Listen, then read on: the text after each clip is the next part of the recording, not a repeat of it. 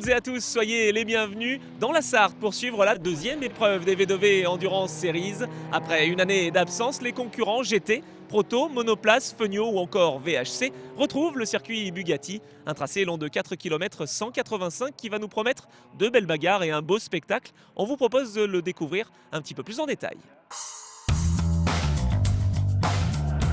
Construite en 1965 sous l'impulsion de Jacques Finance et de Jean-Marie Lelièvre, alors président de la CO, cette piste du Mans est sinueuse à souhait. Utilisée entre autres lors des courses motocyclistes comme le Grand Prix de France ou les 24 heures, le circuit Bugatti accueille également des courses de véhicules historiques et de camions. Ô combien chargé d'histoire, le tracé comporte même une partie commune avec le circuit des 24 heures, long de 13 km 629 allant du raccordement au virage de la Chapelle en passant par la célèbre première chicane. Le spectacle promet donc d'être au rendez-vous ce week-end.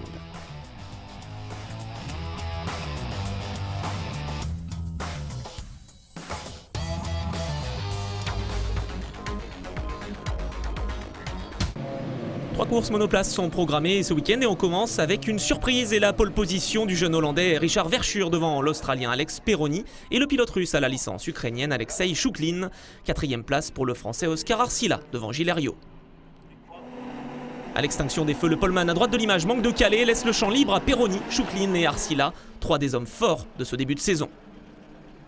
Après deux tours, Peroni mène devant Chouklin menacé, puis dépassé au chemin au bœuf par Oscar Arcila. Le classement est donc désormais le suivant, Peroni leader devant Arcila, Chouklin, Herriot et Verschuur relégué en 5e position après son départ raté. Rapidement, le duel entre l'Australien Peroni et le Français Arcila se précise. Le pilote RC Formula enchaîne les meilleurs tours et se rapproche de son adversaire pour finalement le dépasser au 6e tour. En catégorie B, qui comprend les voitures construites avant 2010, Arnaud Choquet sur la 44 devance l'Espagnol Jaime Fuster. Retour en tête de course, Arcila mène bon train et va se diriger vers la victoire, sa deuxième de l'année devant Peroni, Chouklin, Verschuur et Herriot. L'immense joie du Français contraste avec la déception du pilote TS Corset. Quelques heures plus tard, de fines gouttes de pluie se sont abattues sur la piste. Certains concurrents décident de ne pas se mettre en grille pour passer les pneus slick. C'est le cas des équipiers MP Motorsport, Verschuur et Chouklin, qui devaient s'élancer de la première ligne et qui partiront finalement de la voie des stands. Un choix osé pour cette course de 20 minutes seulement. Sur une grille de départ clairsemée, Arcila part en tête mais se fait rapidement déborder par le jeune manceau Antoine Robert, 15 ans seulement, et Pietro Peccenini sur la 73. Dès le deuxième tour, Oscar Arcila reprend son bien et creuse immédiatement un écart sur son plus proche poursuivant, Antoine Robert. Parti des stands en pneus pluie, Alex Peroni est englué dans le peloton, il terminera seulement 10e. Pendant ce temps, Richard Verschuur est déchaîné, équipé de pneus slick. Le pilote MP Motorsport tourne 4 secondes plus vite que ses adversaires et revient rapidement sur le trio de tête composé d'Arcila, Robert et Peccenini. Sur une piste allant en s'asséchant, Arcila doit gérer ses pneus pluie pour ne pas trop les dégrader, mais doit toutefois suffisamment attaquer pour résister au retour éclair de Verschuur et de Gilles Herriot, également en pneus slick. En 6 tours, le Hollandais est revenu à 3 secondes 2 d'Arcila et va le dépasser facilement dans la boucle suivante pour se diriger vers la victoire, sa première en carrière alors qu'il a découvert sa monoplace en début de week-end. Il devance Herriot, Arcila et Creed sur la ligne. Le jeune vainqueur est félicité par son équipe. La grille de départ de la dernière course du week-end reprend l'ordre de la deuxième. Les équipiers MP Motorsport s'élancent sur la première ligne devant Peroni et Arcila. Au départ, Richard Verschuur patine trop et se fait déborder de part et d'autre dans la ligne droite. Nous sommes avec lui. Il se retrouve en 5e position derrière Chouklin. À la chicane d'un lobe, Gilles Herriot se porte en tête devant Peroni et Arcila. Mais au virage du musée, Herriot ne peut rien faire pour contrer l'attaque des deux hommes. On les voit prendre la trajectoire extérieure depuis la caméra de Verschuur. Comme souvent depuis le début de saison, le duo Peroni-Arcila mène la danse. Dans le stand RC Formula, la tension est à son comble. Qui va sortir vainqueur de ce duel? Plus que quelques mètres à parcourir pour Alexander James Peroni, rien ne pourra empêcher le leader du championnat de se diriger vers une nouvelle victoire, sa première du week-end, devant Arcila et Verschuur, qui montent une deuxième fois sur le podium. Au classement en général, Peroni conserve la tête du championnat avec 7 points d'avance sur Arcila et 54 sur Herriot avant la prochaine manche au Castellet.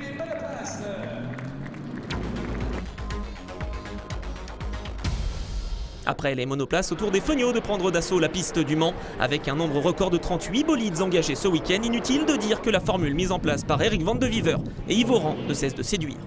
Pour la première des 3 courses du meeting, c'est Romain Houllier sur la 24 qui a signé la pole position devant Arlan Boulin et Yves Oran. Jean Kellet, le champion 2014 et actuel leader du championnat, s'élance en dernière position après avoir vu ses temps de qualification annulés.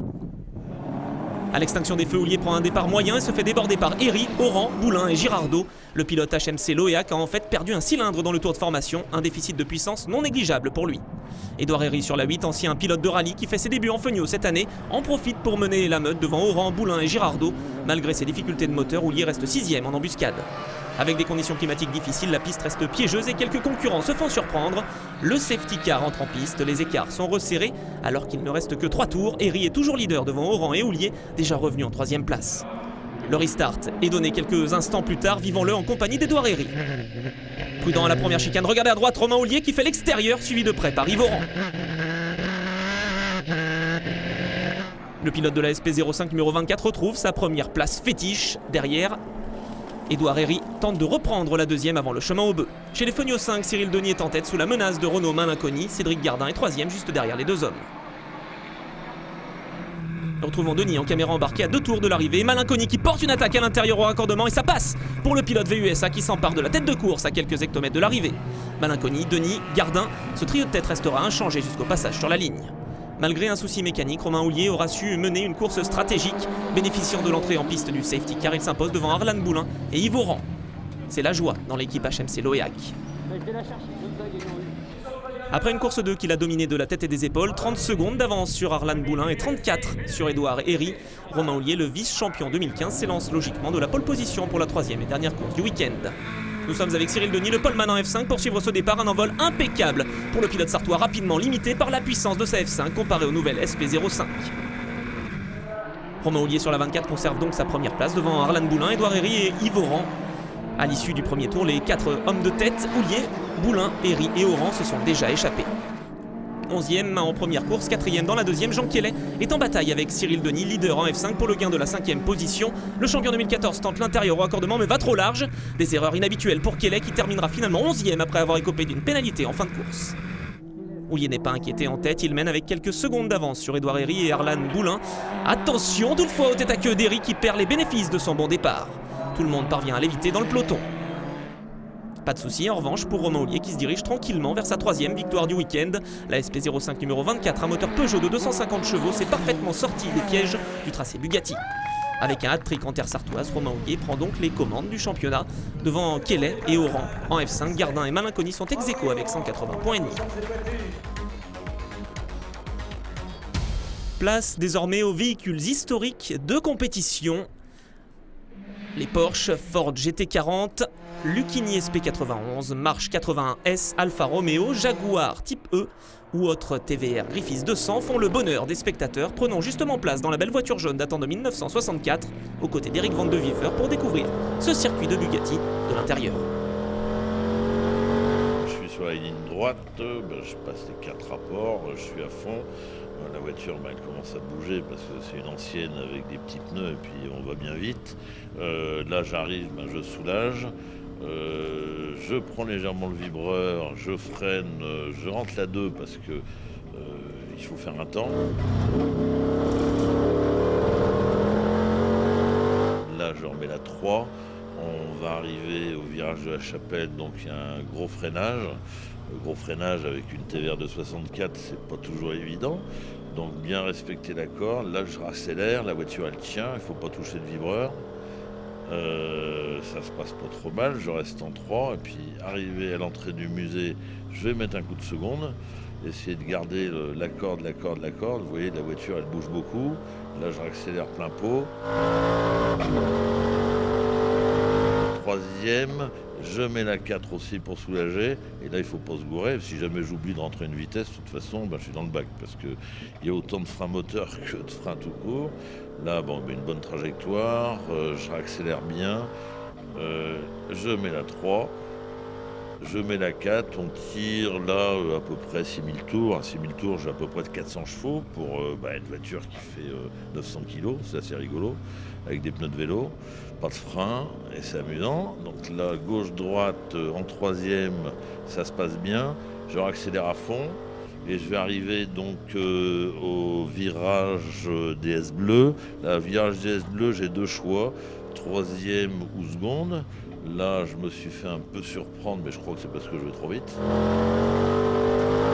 Et je vais arriver au raccordement. Donc raccordement, c'est un virage qu'il faut prendre d'un seul coup. Vous voyez, il faut bien enrouler. Et puis là, on rattaque à nouveau la ligne droite.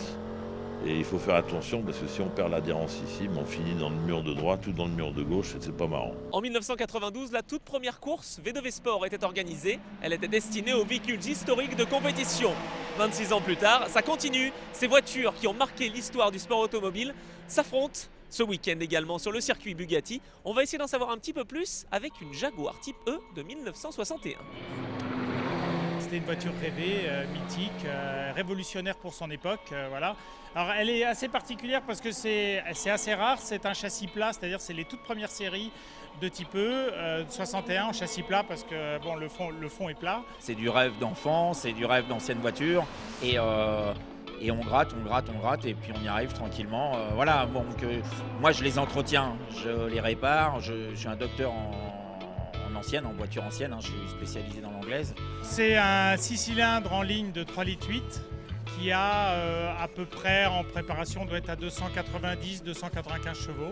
Le moteur a été préparé par l'ancien propriétaire qui faisait des courses de côte en Italie. Et donc nous, quand on a acquis cette voiture, on a dû un peu changer, remodifier toute la préparation pour la préparer à un usage course. Juste en petite révision et préparation, il y a un minimum de 120 heures juste pour remettre en état les 2-3 fuites d'huile, les machins, les modifications de freinage, l'échappement, de la remettre en conformité déjà et fiabiliser. Quand elle est bien équilibrée, bien préparée, tout va bien. Le problème c'est le freinage, on a des étriers de frein et des freins qui sont sous-dimensionnés par rapport à la voiture. Une fois la préparation terminée, il est temps de prendre place au volant de cette belle anglaise. On se concentre exclusivement sur la course sur circuit, je dirais, et en voiture ancienne. Sur un circuit, c'est une adrénaline, une sensation, un autre monde, et un autre bonheur en fait. Voilà.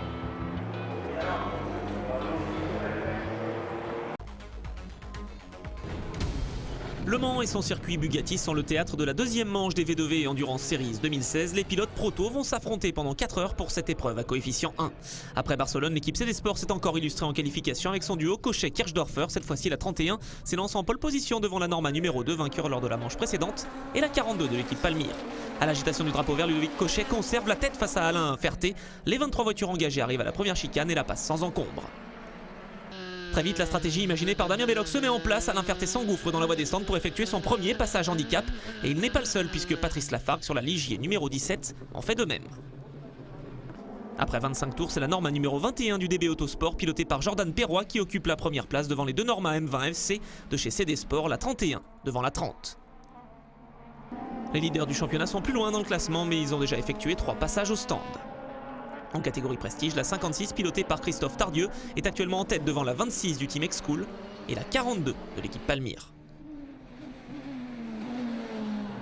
Rapidement, les premiers arrêts au stand interviennent, le balai des mécaniciens et des changements de pilote est toujours très agréable à voir. Profitons-en pour prendre les impressions de Ludovic Cochet, auteur d'un très bon début de course face à Alain Ferté dans la 31.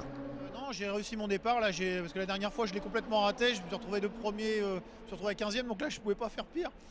Et non, ça s'est bien passé. J'ai réussi à le tenir pendant un tour. C'est la première fois que je roule avec une auto avec de l'aéro. C'est phénoménal, c'est un plaisir fou. L'auto va plus vite que moi pour l'instant. Nous, on s'amuse, on vise pas la gagne. On est là pour se marrer. Donc, je suis avec Rémi, qui est un gentleman aussi. On fait de notre mieux. Après cette phase de course importante et à moins de 2 heures de l'arrivée, le classement a évolué. L'équipe DB Autosport est certes toujours en tête, mais la 22 a succédé à la 21. L'équipage de la Fosse, Danielou Petersen, mène cette course devant la 32 du trio Molini, Bol Besançon Foubert et la numéro 2, actuellement pilotée par Philippe Iliano, déjà revenu sur le podium provisoire. Avec un tel début de course, Daniel Bassora, le team manager de l'équipe DB Autosport, qui engage 3 nouveaux équipages cette année, ne peut qu'être aux anges. Toute l'intersaison, on recherche le relationnel, l'équipe montant en puissance, la proposition qu'on fait avec des Norma neuves, on a du matériel neuf, une équipe motivée. Dans cette course, on voit que la 22 est en tête, il y a encore quelques passages au stand à faire, mais on s'aperçoit quand même qu'elle est très performante cette voiture. Oui, bien sûr, la 22, je pense qu'elle peut faire jeu égal avec la numéro 2 de chez TFT. Je pense que les équipages chevalent. Et après, ça fait la course, La course est longue, 4 heures c'est long et on verra, on a toujours espoir. Chez les Prestiges, la bonne opération est à mettre à l'actif du team britannique X-School avec Duncan Williams et le jeune Jordan Sanders qui s'est emparé de la tête de la catégorie devant la Norma numéro 6 de Bazo, Thirion, Caillon et la Ligier numéro 15. Dans le stand IDEC, Gwenaël Delomier surveille de près la performance de ses équipiers. Mention spéciale au Team One de Steve Gerrard et Grégory Strebig. Après un titre en monoplace catégorie B avec Oscar Arcila l'an dernier, l'équipe alsacienne a gravi une marche en faisant l'acquisition de 2 nouvelles Norma. Et pour l'heure, la course se déroule sans accroc pour eux. Pour l'instant, on est étonné, il y a une fiabilité remarquable. Je crois bien qu'il n'y a aucun abandon et notre voiture marche très bien. Alors, dans cette série V2V, on sait que l'ambiance est très bonne. Est-ce que également on se fait plaisir au volant ? Oui, tout à fait. Moi, je vois la différence avec les courses de monoplace qui sont beaucoup plus agressives. Là, les pilotes entre eux sont très respectueux. Du respect certes, mais la bagarre est féroce en tête de course. À moins de 15 minutes de l'arrivée, l'équipe TFT du trio Iliano, Ferté, Villarigno s'est emparée des commandes de l'épreuve devant la 32 qui doit encore effectuer un passage au stand. C'est chose faite à 5 minutes de l'arrivée. Kevin Bol-Besançon ne veut pas perdre une seule seconde pour ressortir devant la 22. Il va finalement y parvenir. Il conserve sa deuxième position devant la voiture du DB Autosport. Malgré un souci d'échappement qui l'a handicapé en fin de course, Ander Villarigno ramène la voiture à bon port et décroche une nouvelle victoire pour la formation TFT de Tony Pereira. L'équipe enchaîne les succès en ce début de saison. Quelle belle victoire, encore une victoire, deuxième fois consécutive. Ces couleurs portent chance finalement. Eh ben, j'espère. En tout cas, cette victoire, elle est grâce aux mécanos parce que j'ai fait une petite sortie au qualif et ils ont remonté une voiture parfaite. Et cette victoire, je voudrais la dédicacer à Margot. Parce que Margot, c'est une petite fille très courageuse et très forte. Et elle va s'en sortir, j'en suis plus que certain. Donc je lui dédicace cette victoire. Ils me mettent au départ et je fais tout le boulot. Ils m'énervent. Non, je plaisante, mais non, c'était super. La caisse, les mécaniciens, le team a fait un boulot extraordinaire encore. Mais là, remonter la voiture en quelques temps, donc c'était pas facile. Et la voiture était parfaite. Et puis voilà, on n'avait plus qu'à faire le job et essayer de faire au mieux. Yes. La joie se lit sur les visages sur ce podium de la deuxième manche des V2V Endurance Series catégorie Proto. Confirmation du classement avec le deuxième succès de l'année pour la Norma numéro 2 devant la 32 et la 22. Victoire pour la Ligier numéro 26 en prestige.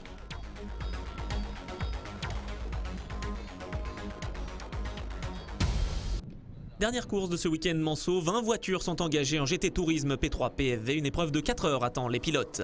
Chez les P3 PFV, triplé Ginetta avec la pole position signée par la 57 devant la 55 et la 52. En GT, AF Corset a réussi à devancer la Ferrari numéro 1 des champions en titre. Troisième place pour la Dodge Viper du AM Team. Venu au moment en préparation des 24 heures, Frédéric Sausset et Christophe Tinceau partent en première ligne à bord de leur LMP2. C'est parti pour cette épreuve V2V au Mans sur une piste tortueuse et avec une météo incertaine, les rebondissements risquent d'être nombreux. À la première chicane, tout se passe sans encombre pour les différents concurrents. Quelques blocages de roues, certes, mais rien de très grave.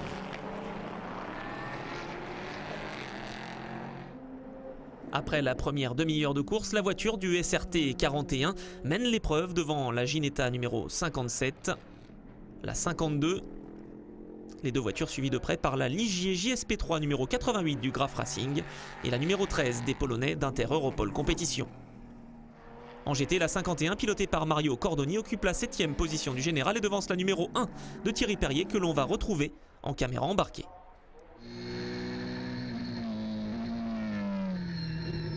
Non mais attention, il se passe quelque chose pour les leaders du championnat. Et oui, crevaison à l'arrière droit pour l'équipe Visium. Coup dur pour la Ferrari numéro 1, Thierry Perrier, de repasser par les stands dès ce début de course. Troisième position en GT pour la Renault RS01, actuellement pilotée par Eric Van de Viver. Comme les prévisions l'indiquaient, les nuages gris arrivent au-dessus du circuit, les premières gouttes de pluie tombent, le drapeau rouge et jaune est agité aux pilotes, les équipes se préparent. La tension se lit sur les visages dans l'équipe Ginetta alors que les premières voitures s'engouffrent dans la voie des stands pour mettre les pneus pluie. C'est le cas de la Ligier numéro 13, la Renault numéro 11, la Vortex numéro 19, la Porsche RMS numéro 56 ou encore la Ginetta numéro 50. La quasi-intégralité des concurrents profite de cette averse pour changer de pneus, tous sauf le leader Lorenz Tomlinson, un pari risqué mais qui pourrait s'avérer payant en fin de course. À 2 heures de l'arrivée, Tomlinson devance la Ligier JSP3 numéro 13 amenée par le Polonais Smiekowski et l'Allemand Martin Hippe. Jusqu'à présent, tout se passe bien, les conditions climatiques sont un peu délicates. Nous avons passé les pneus pluie, mais nous ne sommes pas sûrs que ce soit le bon choix. Nous verrons bien où nous serons après les arrêts au stand et les passages obligatoires. Vous êtes à la fois ingénieur et pilote. Est-ce quelque chose de spécial pour vous ? Oui, absolument. J'étais pilote par le passé, je roulais en monoplace et je suis ensuite devenu ingénieur pendant 10 ans. C'est d'ailleurs ce que je fais en ELMS où je suis à la fois ingénieur et instructeur, alors qu'ici en V2V je pilote. C'est très intéressant d'avoir ces deux rôles. Le nouvel équipage de la Ligier P3 numéro 888, composé d'Éric Trouillet, Thomas Dagono et Fabrice Rosselot, est solidement installé à la 3e position. Nouveau coup de théâtre en GT en revanche avec la Ferrari 51 qui connaît des soucis de direction assistée alors qu'il reste moins d'1 heure dans cette course. Jean-Bernard Bouvet attaque comme un beau diable et revient à grandes enjambées sur l'Italien Montermini. 3e place pour la Dodge Viper numéro 70 de l'équipe AN Team, devant la Renault RS01 numéro 11 de l'équipage Van de Viver Karugati Han. Pour une première, le chinois Willy Han est ravi. Je suis très excité, la compétition ici est difficile et c'est la première fois que je pilote dans une course d'endurance avec une GT, donc ce n'est pas évident pour moi. J'ai des amis chinois qui aimeraient bien venir en Europe. Ils aimeraient piloter et découvrir la course ici. Et ce n'est pas le seul à être ravi de piloter en V2V. Retrouvons Lawrence Tomlinson juste après son relais. Un pilotage parfait, une bonne stratégie. Le team LNT conserve sa première place au classement général à moins d'1 heure de l'arrivée. Je pense que la Ginetta est plus facile à piloter que la Ligier JSP3. Nous devons aller plus vite qu'eux car nous consommons plus de carburant, mais cela rend la course très excitante. Eric a désormais une série bien équilibrée et toute l'équipe V2V effectue un travail fantastique. Cette discipline est géniale, nous avons 4 Ginetta G57 engagés et aujourd'hui, nous en aurons d'autres au fil de l'année car nous sommes en train de construire d'autres châssis. Et nous avons vraiment hâte qu'elles arrivent. Je crois que le spectacle est au rendez-vous, il y a de bonnes sonorités, de belles voitures, c'est vraiment génial. Plus que 10 minutes dans cette épreuve, Jean-Bernard Bouvet a pris la tête de la catégorie GT avec ses problèmes de direction assistée. Montermini doit se contenter de la 2e position. Domination parfaite en P3, pole position et victoire pour l'équipe Ginetta qui s'impose avec la manière. C'est super de s'imposer avec Ginetta sur cette magnifique piste du Mans. Vous savez, c'est Lawrence qui a remporté cette victoire car lorsque tout le monde s'est arrêté, lorsqu'il pleuvait, il a conservé les pneus slick et cela nous a fait faire un arrêt au stand de moins. J'ai ensuite piloté prudemment en évitant les vibreurs. Mon travail était grandement facilité grâce à Lawrence. Chez Visium, cette 2e victoire en GT pour la dernière course de la Ferrari 458 GT2 n'a pas été un long fleuve tranquille. Ça n'a pas été tranquille, surtout pour le début de course avec Thierry. On prend une grosse crevaison, on perd beaucoup de temps. Et après, Jean-Paul a fait un super relais. Il a bien roulé. Et puis moi j'ai continué. J'ai une pensée pour Andrea quand même avec F Corset. Je pense qu'ils ont eu un souci. Donc malheureusement, ils ne finissent pas comme il faut. Je suis content de gagner chez moi. Au moins pour moi c'était important et ça fait du bien. Voilà. Lawrence Tomlinson et Mike Simpson sont heureux sur la plus haute marche du podium. Confirmation du classement en P3 PFV avec la Ginetta numéro 57 devant les Ligier numéro 13 et numéro 888 du Graf Racing. L'équipe Inter-Europol Compétition repart du Mans en tête du classement. Le podium final de cette manche française avec la catégorie GT et le succès de l'équipe Visium, doublé pour les Ferrari F458 Visium devant F Corset, 3e place pour la Dodge Viper 70 devant la Renault RS01 de chez AB Sport Auto. Au championnat, Visium domine avec 100 points. Merci à toutes et à tous pour votre fidélité. Le Mans, c'est terminé. Direction désormais le circuit Paul Ricard le week-end du 22 mai prochain. Ce sera la 3e manche des V2V et Endurance Series. En attendant, n'oubliez pas de nous suivre sur les réseaux sociaux. Et d'ici là, restez fidèles à Motors TV.